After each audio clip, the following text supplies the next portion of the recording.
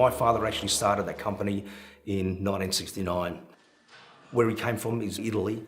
He wanted to come over and just make a better life for himself, and he had this vision that he wanted to have something kind of a lot better for his family.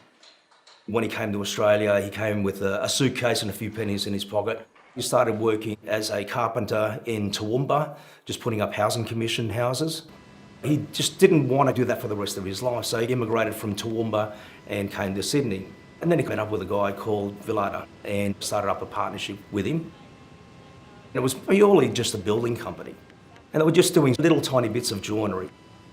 And he was going to school at night to get his builder's license, and he was working and working and working 7 days a week all the time. In turn, they were getting bigger and bigger and bigger, so they built a factory. In 1969, they actually both went their separate ways, and he formed a company called APR Building Company. He actually bought his other partner out, so he had the factory there. But because of his reputation and the way he worked, he went ahead and said, we're getting way too big for this place here.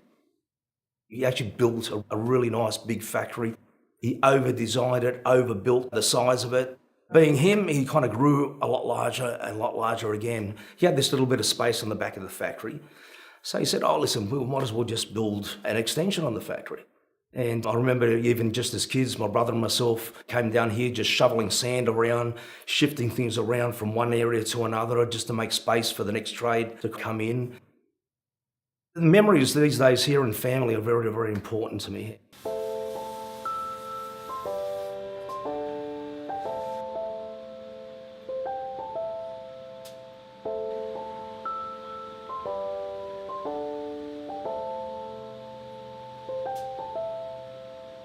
Sometimes I thought I weren't going to make it. I'll tell you what, they were the scariest times in my life.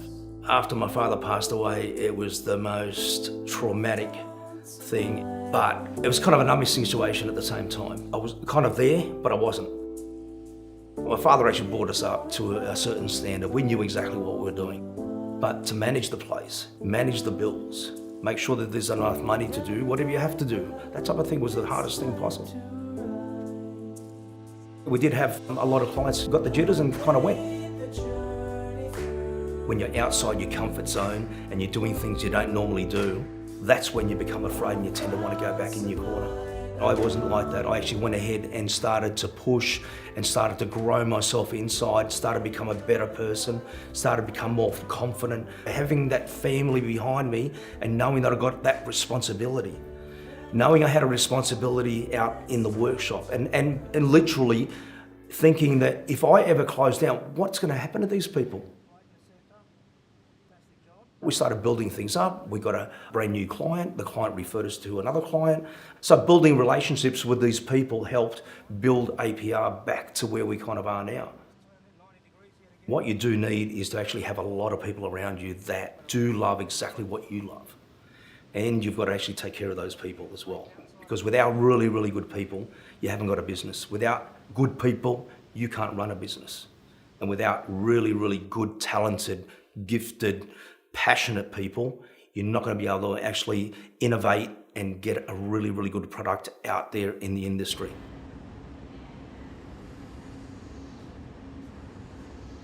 We provide a total solution, a total service for all our customers.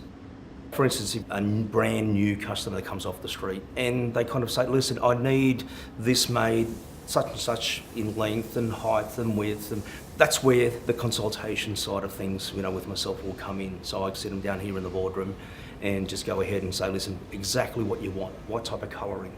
Are you after timber veneer work? Are you after laminate? Are you after marble, stainless steel, glass, leather? It doesn't matter what materials they're kind of after. We are capable of actually doing all of that here in-house. They come over here and they get everything done. They don't have to go and get the marble. They don't have to go and get the stainless steel done or whatever like that and bring it over here and we'll integrate it. Everything's done over here. And that's the service that I'd love to provide to my customers. And people are very, very time poor these days. It doesn't really matter. We will help make your dream come true and make it happen over here in our factory. The industry itself has evolved from being something that you can go ahead and make a product that is suited to making with your hands to all of a sudden everything's coming off a machine. We've got the capabilities of actually manufacturing the whole thing. Nothing's ever taken for granted with all of these up-to-date machines.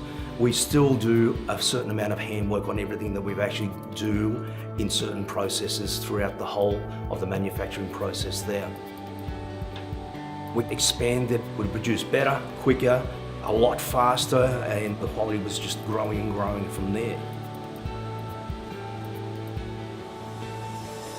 My dream lives on, and I really, really want to keep this business going, and I really want to keep innovating. I really want people around me that want to be around me and this business as well. And their passion is the thing that really drives this business at the same time.